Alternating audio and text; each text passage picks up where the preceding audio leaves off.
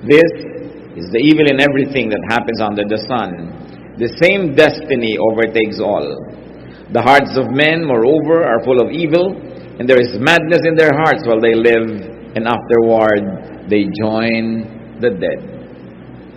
Isa pong observation ni Solomon, that anything can happen to any one of us, so we never know if life will be good or bad. But exactly the same thing will finally happen to all people, and he probably refers to death, to the end of this earthly life. Whether we live right and respect God, or sin and don't respect God, we all die. As sinasabi niya, it's terribly unfair for the same thing to happen to each one of us. We are mean and foolish while we live, and then we die. So Solomon takes note that God has power over everyone, that the wise and the righteous are not exempt from God's dealings, from life's troubles and harshness, or from the same randomness of good luck and bad luck. Dito po napakalinaw ng pagtuturo ni Solomon tungkol sa mga pangyayari. Paano mo nga naman daw ipapaliwanag na hindi naman lahat ng mabuti ay mabuti ang nangyayari sa kanila agad-agad? Hindi naman lahat ng masama, parang napapahamak din agad-agad. Sabi niya, may mga bagay na hindi natin maintindihan. At ang tawag nga dyan doon, meron daw dinarat na ng malas at may dinarat na ng swerte. Kung bakit allergic ang maraming conservative Christians tungkol sa katotohanan na yan, pero ang totoo, nangyayari naman talaga. Kung bakit lang sobrang iba ang pakahulugan natin dun sa sovereignty of God, kaya sinasabi natin walang minamalas. Pero sinasabi ni Solomon, hindi lahat ng mga marunong tumakbo at mabilis na nanalo sa takbuhan. Hindi lahat ng marunong nagkakapera. Hindi lahat ng malakas na nanalo. Sabi ko, anong tawag mo dun? No? Kaya kung minsan, napakalungkot ng pananaw niya sa buhay, at sinasabi niya that death is a great leveler. Lahat din naman namamatay. It happens to all. So the teacher finds it unfair.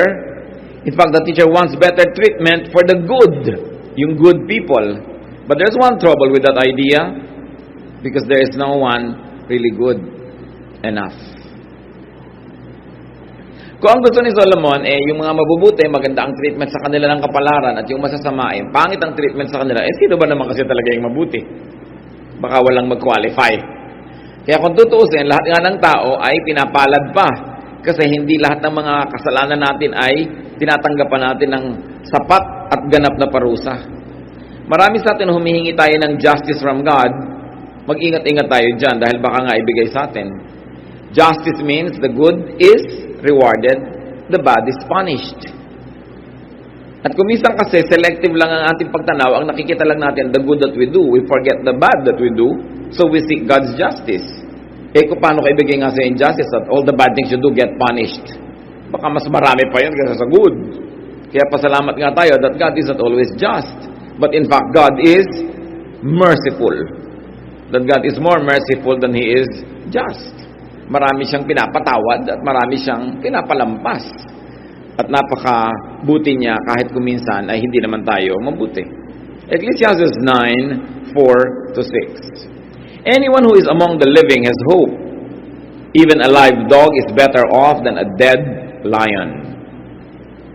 For the living know that they will die, but the dead know nothing. They have no further reward, and even the memory of them is forgotten. Their love, their hate, and their jealousy have long since vanished. Never again will they have a part in anything that happens under the sun. This is not a bleak look at death. Ang tinitingnan dito ni Solomon, yung physical, earthly death. At sinasabi niya, kung nabubuhay ka pa, may pag-asa ka pa. Kaya mas mabuti pa kung aso ka na buhay kaysa leon ka naman na patay. Sabi niya, yung buhay, at least alam pa niya na mamamatay siya. Pero yung patay, sabi niya ganon, wala na yung consciousness na nangyayari dito sa earth. Siyempre, nag-iba na yung consciousness mo. That in a twinkling of an eye, you're changed. You go back to your spiritual form. You get detached from your body. Kaya parang damit na hinubad mo lang yung katawan mo pag namatay ka, hindi na ikaw yon, yung naiba ka na. Kaya sinasabi ni Solomon, kaya pag namatay ka na, wala ka ng consciousness tungkol dito sa lupa. Hindi ka na nakikialam tungkol dito, iba na ang iyong pinapahalagahan. Ang mga pag-ibig mo daw, ang mga panibugho, ang mga passions mo, wala na. hindi ka na muling makakasangkot sa mga nangyayari dito sa lupa. So what's the teacher's take on life and death? That life offers hope and chances. Basta buhay ang tao, may pag-asa. Kaya sabi, kahit aso ka, basta buhay, mabuti pa kaysa leon ka na patay. Life is better than death, no matter how great the going and the death is. Kaya ang ginawa niya pong talinghaga at metaphor, live dog and dead lion. If we're going to extend that application, that the least person alive is better off than the greatest person but is dead. Habang ang tao may buhay, meron siyang pag-asa, meron siyang pagkakataong maging dakila pa, mag-improve pa ang kanyang situation. Kaya yung buhay lang kuminsan, kahit pa nga, para kang nakaligtas sa sunog na wala kang dala kahit ano, pero yung buhay ka, dala-dala mo yung buhay mo, napakalaki na yon na dapat ipagpasalamat. At napalaking bagay para ipagdiwang. This thought of Solomon challenges and deconstructs the common notion that great death and heroism is glorious. Sabi niya, lion ka nga, dead ka naman. Di ba buti pa na lang na dog ka na lang na alive. Sa culture po ng Israel, yung dog ay mababang uri ng hayop yon. Hindi katulad ngayon na pet mo yung dog, mahal na mahal mo yung dog. Sa kanila, pag sabing dog, mababang uri. Kasi sabi niya, mabuti na yung pinakamababang uri ka, buhay ka naman, kaysa ang taas-taas pero patay. Ano ang minumungkahi niya dito? Therefore, stay alive. The primary duty of life is to continue living, to stay alive. Sino kaya at ano ang konteksto ng mga sinasabi dito ni Solomon? Kasi kadalasan, mga kapatid, tayo ay kinokondisyon to think that it is glorious to give our life to causes. Bakit binibigyan ng mga medalya yung mga heroes? Para marami pa uling mamatay para sa isang act of heroism, pampa-encourage. Bakit binibigyan ng mga award, mga pagkilala yung mga naulila para mas gumaan ang dibdib nila sa pagbibigay ng mahal nila sa buhay at iniala yung buhay ng mahal nila para sa isang cause. Anong cause yun? Maybe patriotic cause, maybe cause for the environment, maybe cause for an ideology, whatever it is. But Solomon is saying, magkaingat ka. Huwag kang agad-agad nagbibigay ng buhay mo at masasakripisyo ka para sa isang bagay na magiging dead lion ka. Napakahalaga sa tao na siya ay buhay. Bakit po kakaiba ang pananaw na ito? Katulad pa ni Solomon, hari siya. Siyempre, mga hari, gusto niya yung mga army, buong pusong namamatay para sa king. No? Siyempre, ang gusto ng estado, ang mga tao, buong pusong nagbibigay ng buhay para sa bayan. Ganyan-ganyan. Pero kung tutusin, ano ba yung bayan? Kung minsan, ang pagkakakilala mo, sino ba yung bayan? Yun lang palang mga mayayaman doon, sila lang pala yung bayan. Kasi sila lang yung gumagamit sa bayan, sila yung nag-e-enjoy ng bayan, sila yung masarap ang buhay sa bayan. Tapos ang dami-dami mga taong ine-encourage silang ibigay ang buhay para sa bayan. Pero yung definition pala ng bayan is only for the elite. It can happen. Kaya ang pabala dito sa atin ni Solomon, bago ka magpakabayani, tingnan mo muna. Kung ikaw'y batang-bata at napasali ka sa isang ism, isang ideology, isang fraternity pa nga kung minsan, frat war, ibibigay mo yung buhay mo para doon sa fraternity, para sa broad. Pagkatapos maaalala ka lang naman nila, wala pang isang taon o 3 or 5 years. Tapos yung mga brad mong buhay, natuloy na buhay, nagkaroon ng asawa, anak, nagkaroon ng buhay na mahaba, ikaw matagal ka nang nakalibing, namatay ka para kay brad. No? So, pinapaalala natin dito, kanino mo binibigay ang buhay mo? Kasi madalas po ang mga tao ay inuuto para ang buhay nila, ibigay nila sa kung ano-ano mga causes. Pinipili lang natin kung ano yun. Ba, kung minsan yan hindi na pala uso yun. At namatay ka para doon, tapos hindi na uso ngayon. Pero hindi ka na natuloy na nabuhay. Kung 17, 18 kang namatay, hindi mo na naranasang magkapamilya, magkaanak, magkaapo. May monumento ka nga, pero alam mo ba na may monumento ka? Patay ka na nga. No? Hindi natin binabaliwala, mga kapatid, yung nagbibigay ng buhay para sa mga very, very noble causes. At patuloy natin sinasariwa ang kanilang memory. But with due respect, kahit pa ikaw yon at tamang-tama yung cause na pinagbigyan mo ng buhay mo, ang totoo nun, patay ka na rin. At hindi mo na rin alam yon. At kung minsan nagiging unfair ka, halimbawa sa nanay mo, sa magulang mo, Ang aga-aga mong namatay, hindi ka malang nakapaglingkod sa kanila, hindi mo malang sila namahal. O kaya naiwan mo agad ang asawa mo o mga anak mo dahil yung buhay mo ibinigay mo para sa kung anong cause. Hindi ko sinasabing huwag tayo magpakabayani, pero piliin ninyo kung alin ang mga karapat dapat na pag-alayan ng buhay. Because you live only once on this earth. Oras na lumampas yun, tapos na, wala ka ng second chance. So choose what to live, and very especially choose what to die for. Because death can be so meaningless, sayang, especially when it's not for your loved one. Ang buhay ni Jesus, namatay para sa atin, kasi mahal naman niya tayo, so hindi sayang. Kasi para naman sa kaligtasan natin yun. So yung mga buhay din na nasa-sacrifice para sa buhay ng mga mahal niya sa buhay, lalong-lalo kung para sa kaligtasan ng ating kapwa, for the extension of God's kingdom and God's goodness, it's worth it. Pero konting-konti yung mga worth niyan.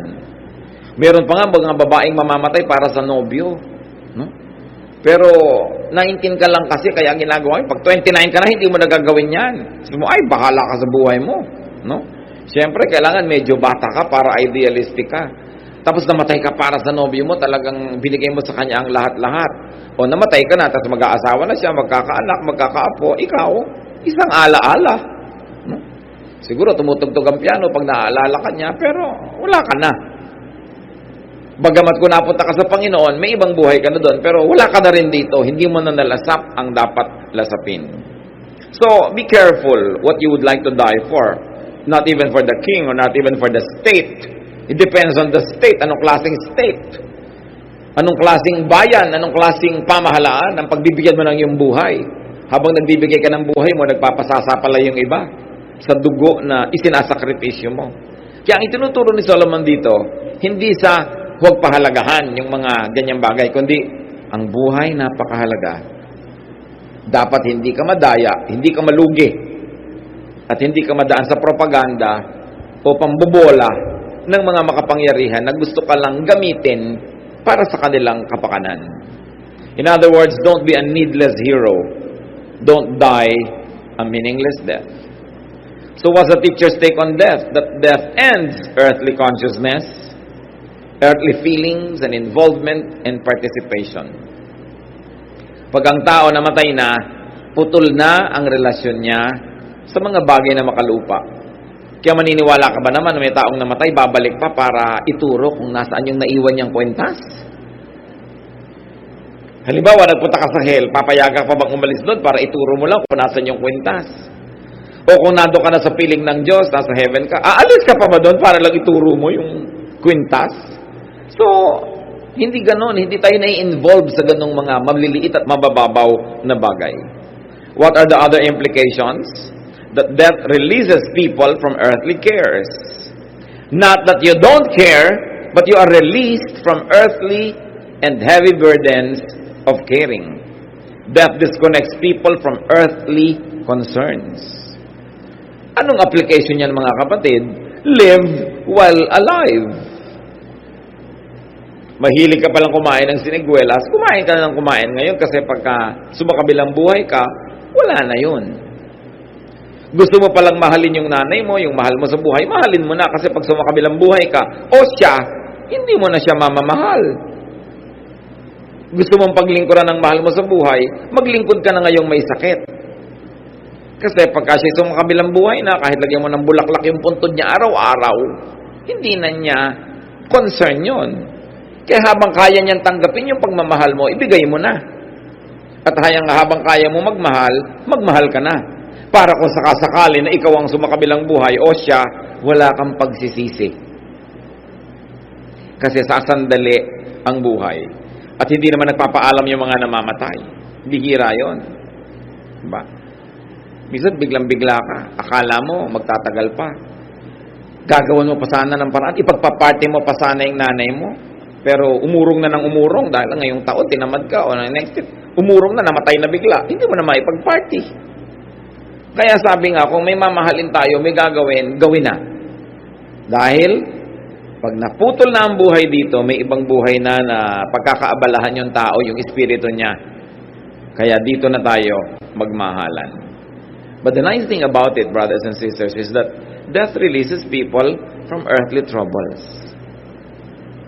Napapawalan tayo, lalo't hirap na hirap ang katawan at may sakit. Lalo't alam mo ang espiritu ay babalik na sa Diyos. Ayaw mo man, pero niluluwagan mo ang loob mo, pinapayagan mo na.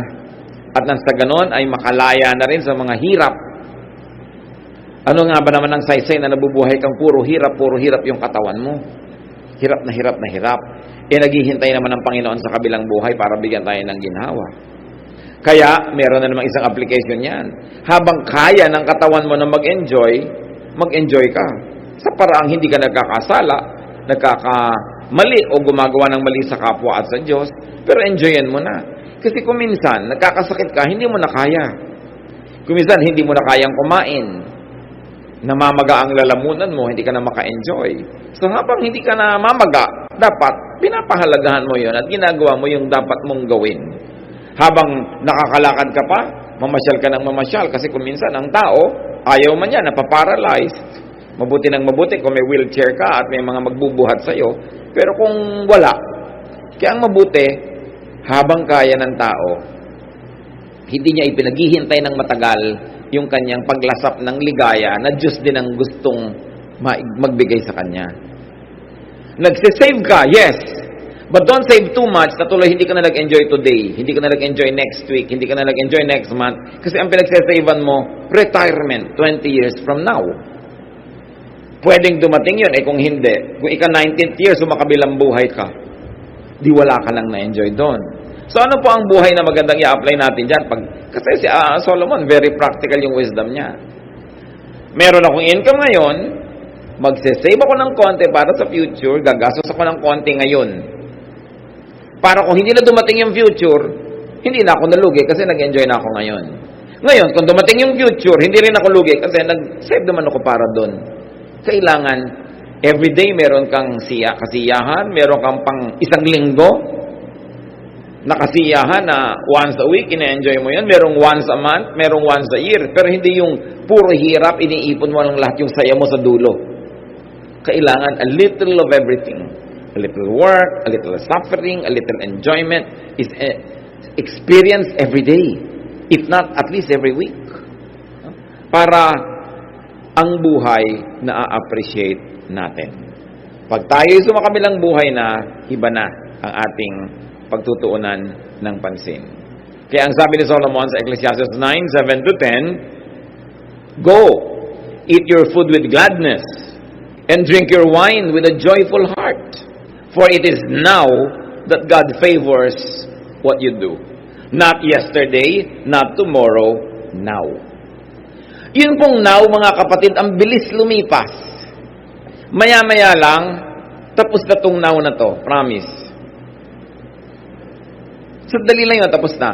Naranasan nyo ba na meron kayong party pinaghahandaan, mga 2 buwan, 3 buwan yung hinahanda, tapos yung party na tapos na agad. Halos hindi nyo naramdaman. Tapos bukas, hanggang sa dulo na yan, puro na lang past tense yun. Tapos na. So, ano ang lesson? Habang nangyayari yung event, mag-slow motion kayo ng panahon and enjoy it. Enjoy it. Katulad halimbawa ng mga babaeng ikakasal. Ang gusto siyempre, mahaba ang lakad. Yung iba, Pastor, gusto ko pong mahabang lakad. Magsimula ka na sa Vito Cruz. Haba talaga nun, kung gusto mo. O gusto mo, tugtog cha-cha para may atras.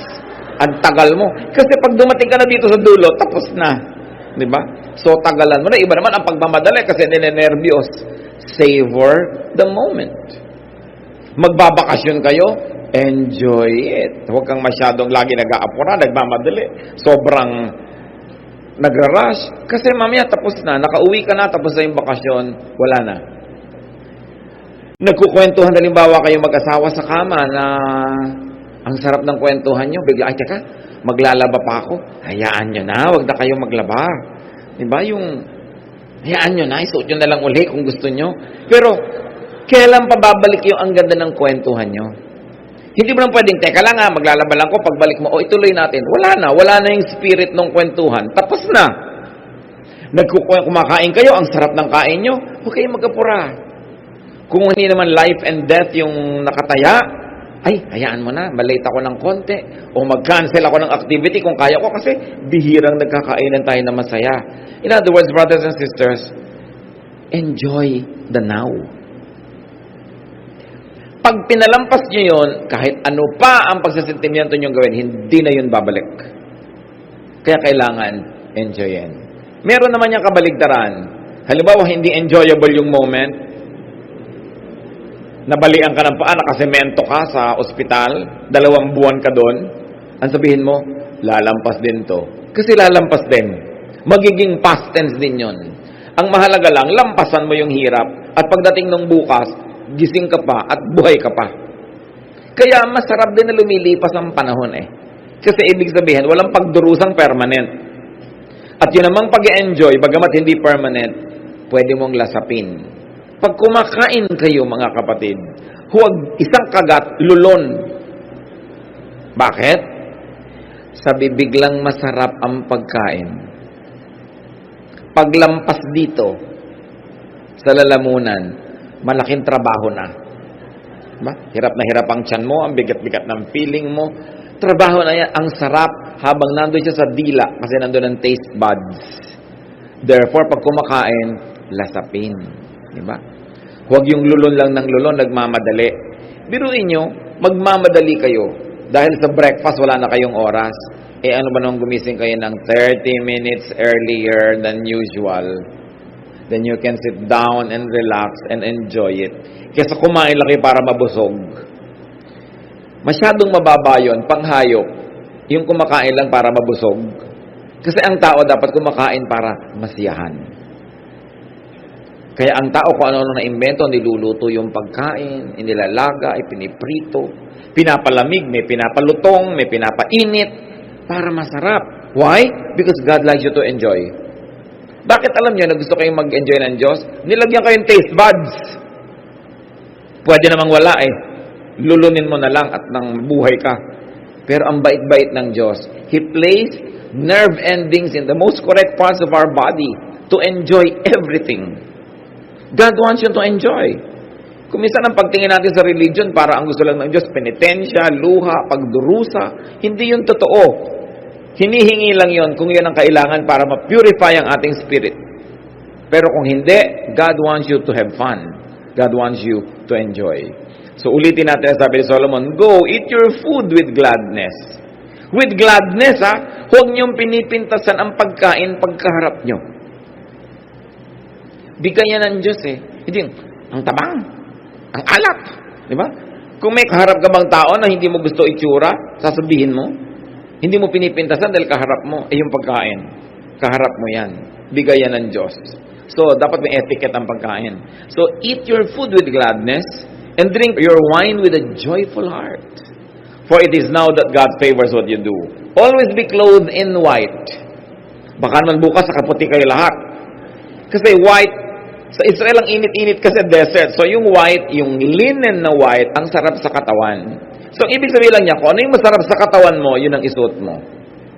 Hindi yung ang girdle mo, talagang hindi ka na makahinga para ka lang magkabewang. Ano mo ba yung bewang? Di ba? Baka hawakan lang yan ng mga dumadaan. Ngayon, kailangan komportable ka. Yung nakasapatos ka, galit na galit yung muscle mong ganyan, nangangunyapit ka na dahil natutumba-tumba ka na. Bakit mo papahirapan ang sarili mo? Sabi ko noon, always be clothed in white, meaning be comfortable. And always anoint your head with oil. Ngayon, sa atin, mahirap yan nag-anoint ng oil, mainit sa atin malagkit. So, iba yon. Ibig sabihin siguro, magbimpo ka ng mukha, mag-refresh ka. Ang gusto lang dito ng Solomon, gumana yung pakiramdam. Kailangan masarap ang pakiramdam mo. At sabi niya sa verse 9, enjoy life with your wife, whom you love, all the days of this meaningless life that God has given you under the sun. Remember, enjoy life with your wife, hindi wife ng iba. Your wife. Sabi niya ganon, for this is your lot in life and in your toilsome labor under the sun. Whatever your hand finds to do it with all your might. For in the grave where you are going, there is neither working, nor planning, nor knowledge, nor wisdom. Sabi niya, ano man ang ginagawa mo, enjoyan mo. Hindi yung kakainis, laba ko ng laba. Yung, igagawin mo rin. Hindi ka pa nag-enjoy. Ito yung mga bula, hinihipan-hipan. Nag-enjoy ka. Lalo't hindi ka enjoy, turuan mo ang sarili mo kung wala ka namang choice. Dapat mo rin namang gawin, di ba? Ba't ka magre-reklamo? Hanapan mo ng saya para aalis ka doon enriched by the experience and you enjoyed it. Kasi ang buhay nga, kahit naglalaba ka, namamalansya, nakalambiting ka sa bus, hindi na rin babalik yung moment na yun eh. Total, nakalambiting ka na, magbaras-baras ka na.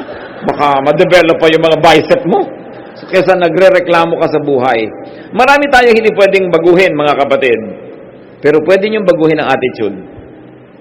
Pag binago mo yung attitude mo, what used to be torture can now become enjoyable. And it can become an enjoyment. Kaya sabi niya, dress up, comb your hair, look your best. Life is short. Ganun. So better, enjoy it. At itong dapat mong gawin. Pag may ginagawa ka, do your best. Ang trabaho ba, alam niyo mga kapatid, is an act of worship. Work is an act of worship. Akala niyo yung worship, yung hallelujah, hallelujah lang, yung mga taas-taas ng kamay, pakanta-kanta. Well, that is worship. But when you work, you also worship. Because God is the author of work. So, pag may tumingin sa trabaho mo, ang ganda naman ang trabaho. Nawa-worship ang Diyos kasi Diyos ang Diyos ng kagandahan. Hindi, sino bang gumawa nito? May tiniklop kang damit, parang tinapakan. Sino nagtiklop nito? Hindi mo na papurihan ng Diyos noon. Sino nagluto nito? Walang kakwenta-kwenta. Ngayon, kung mag-uulam ka lang, tuyo at kamatis, sa katambak lang doon, wala namang kalatoy-latoy. Kung may formation siya ng konti, yung kamatis mo, hiwa-hiwang parang bulaklak, sumasaya ang kainan ninyo. You enjoy the moment. Kung hindi kayo nag-enjoy sa buhay, mga kapatid, kasalanan nyo yan. Kasi tayo ang umiimbento kung mapapaganda natin o hindi ang isang bagay. So, because people die, according to the teacher, you should be happy. You should enjoy life's elements. You should look good. Enjoy with your partner. And work passionately to enjoy it while still alive. Always make an effort to look good because looking good is a ministry. Because when people look at you, nagagandahan sila, nag-minister ka sa kanila. Because God is God of beauty. So, inaayos mo ang sarili mo. Kung pwede mong i-coordinate naman yung kulay mo para magandang tingnan. Hindi naman yung checkered yung pang-itaas, bulaklakan yung shorts mo, tapos stripe yung shoes mo. Para ka nang naglalakad na gubat. Minsan nalalaki ng mga checkered ng damit mo, napagkakamalang ka naglalakad na bintana. Yung ibabagay mo naman sa sarili mo para gumaganda ka lalo. It's a ministry. Ang daming ugliness sa buhay. It's a treat to people when they look at you and they like what they see. Lalong-lalo sa inyong asawa. Diba? Yung mga iba naman dyan, kung kailan nasa labas, tsaka kay ganda-ganda. Kung kailan kaharap ng asawa, nando lahat ng putik sa mukha, mga baterya sa ulo, lahat ng mga nakakabit sa katawan. Yung kasama yung asawa. Kanino ba kayo magpapaganda? Siyempre, sa asawa nyo, hindi dun sa mga tao sa labas. So, yun ang number one audience nyo, yung partner nyo sa buhay. Hindi yung pagkakaharap nyo siya, wala kayo, nasa baso lahat ang ngipin nyo. Di ba? Tapos, pagkakaharap ang iba, parang perlas yung mga ngipin ninyong ganyan. You choose your audience and you minister to those that love you the most. It is important to give them our best manners. Napakahalaga na, lalo yung mga mag-asawang matagal na, hindi na halos nagbibihis, hindi na nagpapaganda sa harap ng asawa. Maraming mga husbands, hindi na nagtututbrush bago matulog. Complain siya ng maraming wives, husbands. No? Ang kuko, ang dumi-dumi, ang higa nila, grasa-grasa, lalo kung naglinis ng kotse. Dapat ibinabalik niyo yung lagi na para kayong binata't dalaga, para laging exciting ang samahan. Magising ka man ng alas 2 ng umaga, tinignan mo yung katabi mo, hindi ka nagugulat. Lalo tinatamaan ng liwanag ng buwan. Kailangan inspirasyon. This is life. Ay, yung mga may partner sa buhay, gift yan ng Diyos. Yung mga wala, it can also be a giftedness. Pero yung meron, gift yan, enjoy it, hindi tinatoto. Ito na naman to, dumating. Yung dumadating na yung asawa, kailangan handa ka para enjoy ka. Time management. It's very important to listen to Solomon kasi yan ang highest praise. Not to just say hallelujah. But when God looks at you, God says, hallelujah, praise me. No? Dahil, sabi ng Diyos, praise me, dahil ang buhay niya, ang ganda-ganda. Dahil nakikinig siya sa akin, nag-enjoy siya sa buhay. Siyempre, kung malungkot ka, miserable ka, pinapalungkot mo ang Diyos. So, hindi worship yon. Gagawa ka ng paraan. Ecclesiastes 9:11, I have seen something else under the sun. The race is not to the swift, or the battle to the strong, nor does food come to the wise, or wealth to the brilliant, or favor to the learned. But time and chance happen to them all. Ito yung binabanggit ko, mga kapatid. Sabi ni Solomon, sa talino ko na to, sa dami na naobserbahan ko, nakita ko na hindi lahat ng mabilis tumakbo na nanalo sa karera.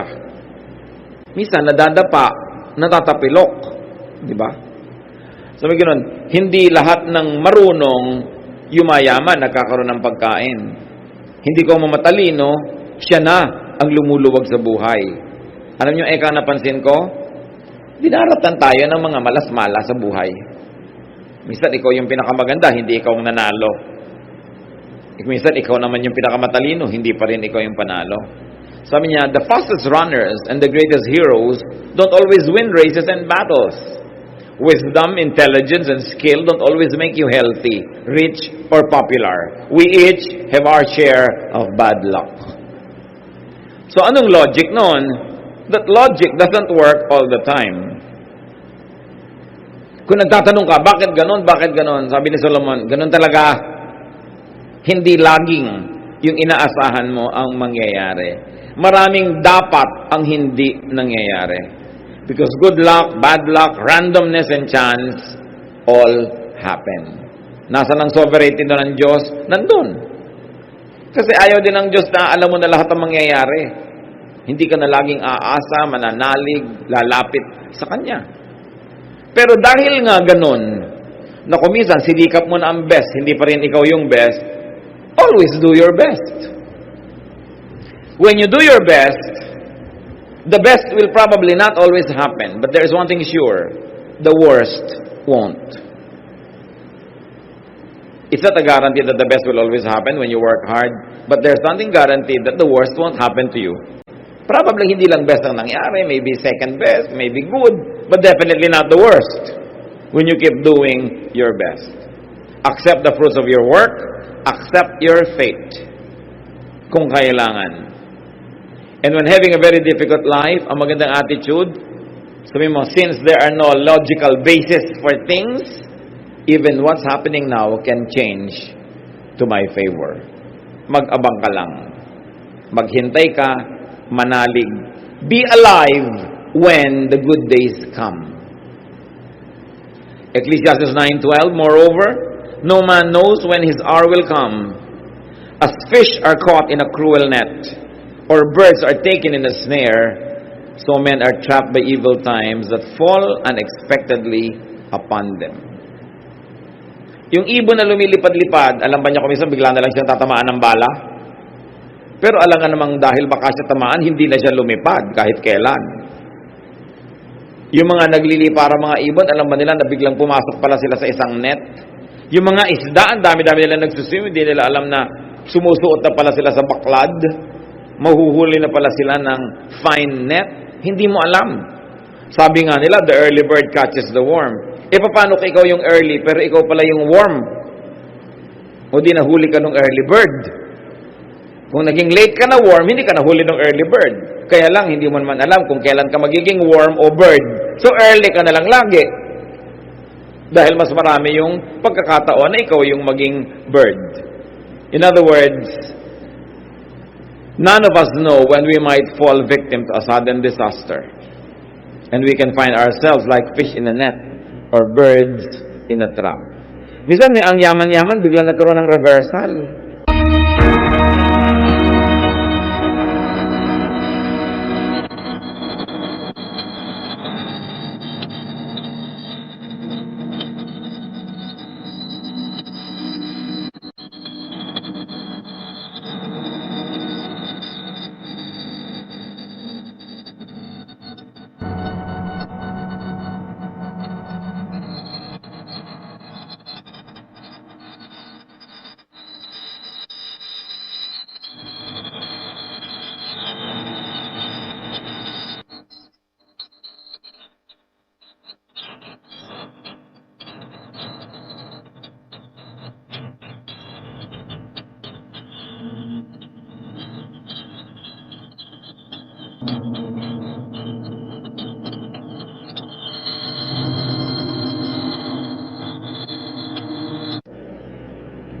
Money changer, ang yaman-yaman na niya, tapos ang dami niya nabiling dollar ngayon. Dami-dami, biglang bumagsak ang dollar bukas. Hindi mo alam eh. No? Hindi mo alam. Nagtayo ka ng negosyo, kailangan ng pagkarami-raming kuryente, biglang naubos ang kuryente, brown out lagi, naghirap ka. Ayun namang mga may negosyo, bigla ng generator, nagyamanan. Kung may tragedy, laging may umaasenso dyan. Ang mga kalubihan, kapakinabangan lagi ng iba. Because the world runs in balance. Hindi mo lang alam kung sino ka doon sa mga dadapuan ng ganda ng buhay o dadapuan ka ng hirap. So, anong dapat dyan? Be careful but not too careful. Because when you're too careful, you will not do anything. Sabi nga ni Solomon, if you always watch the weather, you will never plant. Pag lagi kang natatakot, lagi kang sigurista, hindi ka na mag-i-invest kahit kailan. But you calculate your risks. Minimize your risk, but take risks. That's what life is all about. Hindi ka pwedeng super sure. Talagang laging may element ng risk yan. Enjoy freedom and enjoy life whenever possible because you don't know when your enjoyment might suddenly be taken away. Don't be too optimistic, but also don't be too pessimistic. Huwag ka masyadong negative, huwag ka masyadong positive, gitna ka lang. Keep relying on God. And because bad times can fall on anybody, listen, brothers and sisters, be good to those who fall on bad times. Pagka may mga biglang naghirap, huwag natin sabihin, kasi deserve niya yan eh. Kasi parang sinasabi mo na ako hindi naghihirap kasi ito yung deserve ko. Sinabi na nga ako minsan, hindi naman talaga yung deserve mo, pero yun ang nangyayari.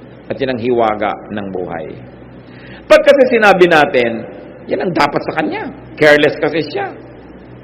Para na natin sinasabi ang sarili natin, excuse na ako na hindi tumulong kasi deserve niya yung nangyayari sa kanya. And most of the time, when we say that, brothers and sisters, may kapatid ka, pinsan ka, mag-anak na biglang naghihirap. So, kasi ang yabang-yabang niya eh. Nung araw, gastos siya ng gastos. Tiyakin nyo lang na hindi nyo ginagawang excuse yun for you not to help. Kasi kadalasan, kino-convince natin ang sarili natin para huwag tayong mag-guilty sa hindi natin pagtulong na, yun naman na dapat sa kanya. Dahil pwedeng dumapo rin sa'yo ang dumadapong hirap sa iba. Pag hindi ikaw ang dinapuan nun, maging mabuti ka doon sa dinadapuan. Hindi mo kasi alam, baka bukas ikaw naman ang mga ilangan ng kabutihan ng kapwa. Walang sure sa buhay. So ang ginagawa natin, dinadagdagan natin na itinatanim, para kung yung iba hindi tumubo, may isa man lang o dalawang tumubo, buhay ka na. Dinadamihan natin ang ginagawa ng mabuti.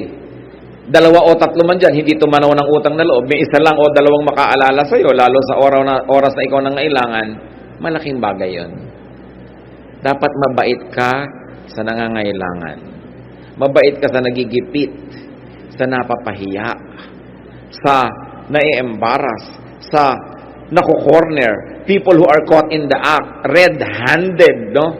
With something very wrong and embarrassing. Try not to look. So that when it happens to you, people will give you the same courtesy. Always give the charity that you might want to receive in case you become the needy one. Don't burn the bridge over which you too must pass. Don't deny others the same kindness that you might need yourself.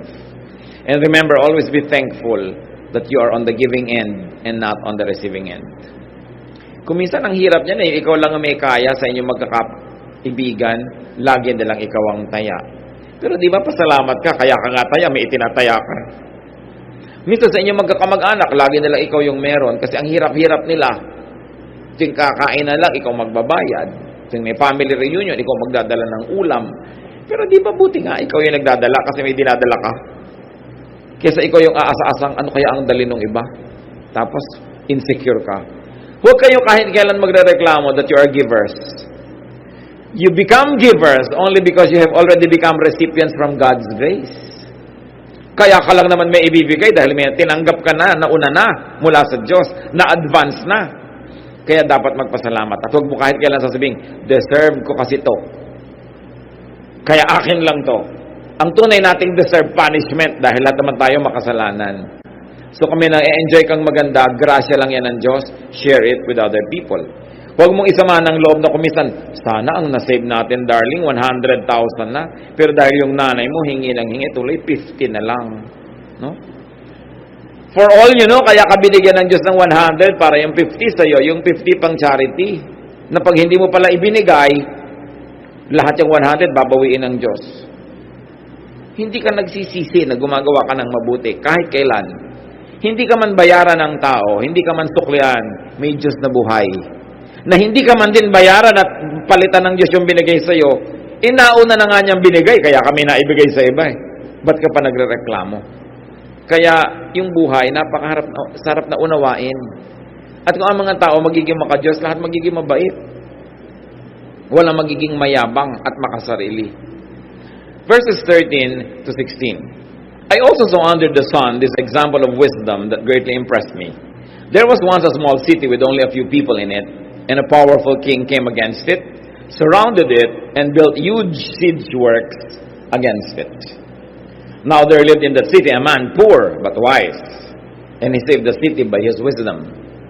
But nobody remembered that poor man. So I said, wisdom is better than strength, but the poor man's wisdom is despised, and his words are no longer heeded. Mixed reaction ito. Sabi niya, alam niyo, meron ako alam na kwento at hindi na natin alam yung detail na yon. Hindi natin alam kung ano yung naganap. Pero sabi niya, minsan merong isang syudad na nanganib na masakop ng ibang mga army, pero merong isang magaling, matalinong tao, bagamat mahirap, na dahil sa kanyang ideya or leadership, nailigtas yung city. Pero alam niyo, sabi, hindi naman matagal na naalala yung tao kasi mahirap. Anong lesson niya dyan na sinasabi? Wisdom is better than strength. May strong enemies outside, pero may wise man inside the city did not fall. So sabi niya, wisdom is better than strength. Apply niyo sa buhay niyo yan. Wisdom is better than strength. Kung minsan, pipili ka, sino kaya ang gusto kong kasama? Yung malakas o yung matalino? Alam niyo, iba yung lakas ng katalinuhan. Sabi niya, wisdom is better than strength. But it's not wrong to be strong, especially if you could also be wise. Pero ito yung lesson. Sabi niya, pag mahirap ka, walang pumapansin sa'yo kahit magaling ka. Siyempre, naiba na ng konti ngayon yan kasi na-democratize na rin yung galing May mga mahihirap na nakakakuha ng scholarship, nakakaahon sa hirap. Yun ang galing ng pagbabago ng mga kabihasnan. Hindi katulad nung araw, permanent yung monarchy, permanent yung aristocracy. Sila lang talaga. Kahit ka pa matalino, mahirap ka, hindi ka asenso. Pero ngayon, salamat, marami nang naiba. Na-democratize even the distribution of wealth, although there's still a lot of unfairness. Pero ang talagang lesson na pwede nating kapulutan dyan, kung gusto mo na mapansin ka at hindi ka tinitisod-tisod at kinakawa-kawawa, make something of yourself. Rise from poverty.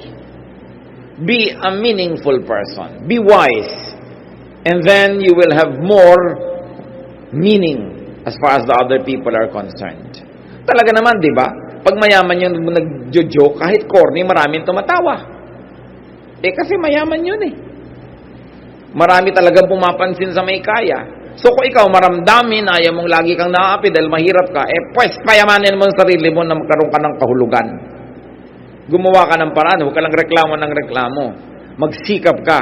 Kasi ngayon naman, posibilidad na, nakatotohanan na ang tao nakakahulagpos, nakakalaya sa kahirapan. Hindi lahat. Pero ngayon, possible na. Nung araw ni Solomon, hindi pwede yun.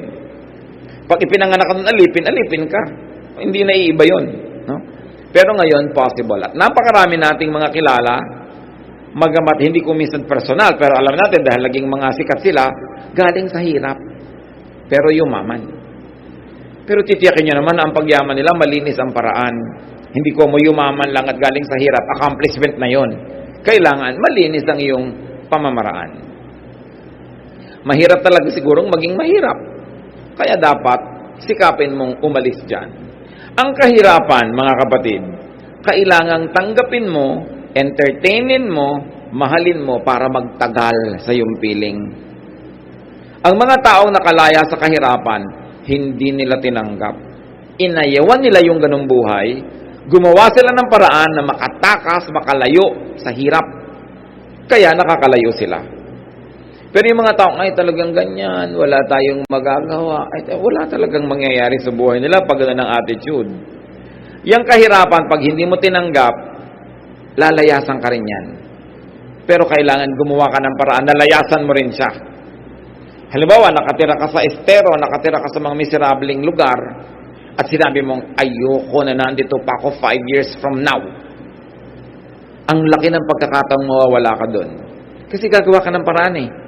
Pero pag sinabi mong, ganyan lang talaga buhay, wala tayong magagawa dyan. Diba? Sigurado nga abuti ka ng kopong-kopong doon sa lugar na yon. Kasi, tinatanggap mo. Inaapi ka ng tao, tinatanggap mong inaapi-api ka lang, aapihin ka talaga. Pero pag hindi mo tinanggap yon, resent it, I don't accept it, I don't accept that kind of behavior, then you teach yourself, you improve yourself so people will respect you. In no time at all, people will recognize you. So malaki ang ating participation kung nasa ang istasyon tayo ng buhay. Kailangan ayawin mo na naghihirap ka sa buhay. Hate poverty so that you will do something to solve it. Kaya nga mga kapatid, isang malaking godliness to solve poverty. Because there are many people with lots of talents, with lots of potential, wala nangyayari kasi sobrang hirap. At nakakalungkot yung mga taong nabuhay na sa hirap, ipinanganak sa hirap, mamamatay sa hirap. Hindi nila na-realize yung mga potentials, yung mga talents na inilagay sa kanila kasi lagi nilang silang busy surviving. Anong magagawa natin? Lalo kung kayo naman yung hindi mahirap. Do something to help those who are very, very poor. Kung kayo yung mga may-ari ng mga pagawaan, mga pabrika, mga opisina, increase naman. Basta kaya ng kumpanya nyo, yung mga benefits, mga sweldo, send people to school, help people get out of poverty. Ang sarap tulungan ng mga Pilipino. Kasi pag tinutulungan mo Pilipino, ang dami-daming nakikinabang. Minsan merong nagtanong, halimbawa, meron akong ganitong pera, kanino ko ibibigay? Sa Hapon, sa Canadian, bawa sa British o sa Pinoy. Sige, bigay mo sa Pinoy. Theoretical yung usapan na yon. Bakit? Kasi pag binigay mo yan sa Hapon, malamang kanya lang yun. Binigay mo sa British, kanya lang yun. Pag binigay mo sa Pilipino, buong barangay niya may balato. No?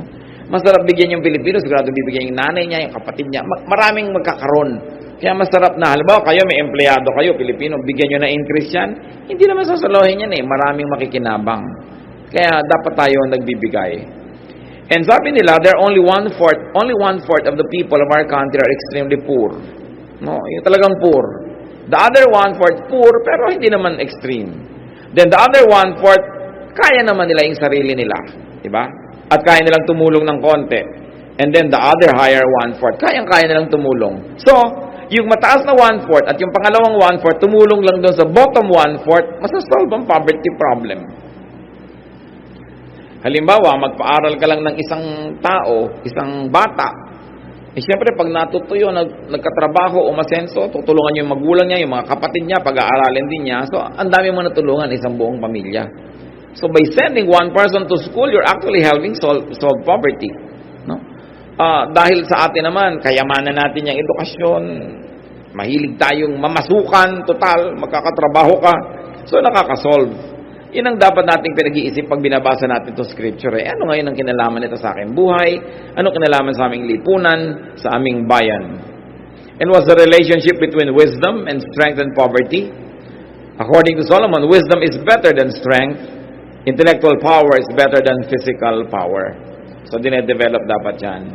But poverty negates wisdom. Bihira ang nakikinig sa opinion mo pag sobrang kang hirap. So, paasensuhin mo ang sarili mo kung gusto mong napapakinggan ka.